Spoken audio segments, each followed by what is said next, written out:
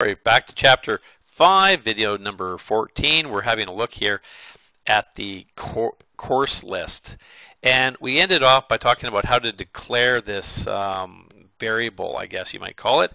And then from there, we're moving on to the assignment. And basically what we're trying to do is inside of this container that we've just declared in the memory, we want to start to set it up. So there's 4 things we're going to do here in the setup of that particular object that we're going to create. So you'll notice here that once we've declared it in the memory, we're going to start building it, I guess you might say. And the first thing we're going to do is we're going to start by giving it a file name. So we're going to basically take this output file and make it equal to a file name and append text to it, be able to append text to it by calling it courses.txt. So that's where it gets the name. And I don't specify, for example, which folder it is. I could go in there and do that, but if I don't, it's going to put it into the binary debug folder, the default folder where everything is created at the time of compiling.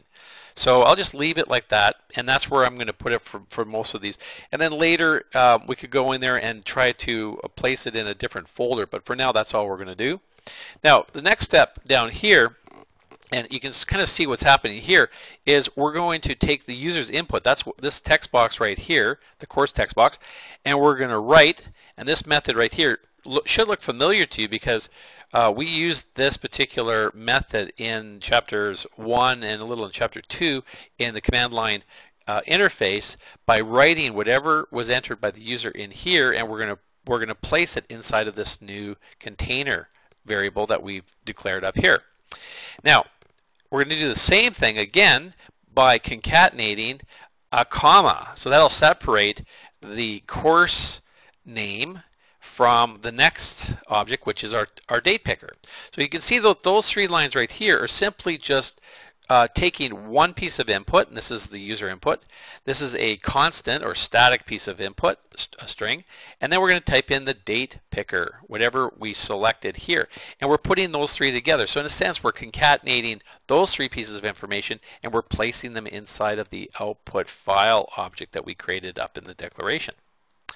All right, so once we've done that, we've got it, it's contained, and then from there I just display a message. Now that message is a bit annoying, but it just confirms that the course was added successfully. If this is coming up here, then we have not triggered an exception handling here, so this message is clear to show the user that it's all good.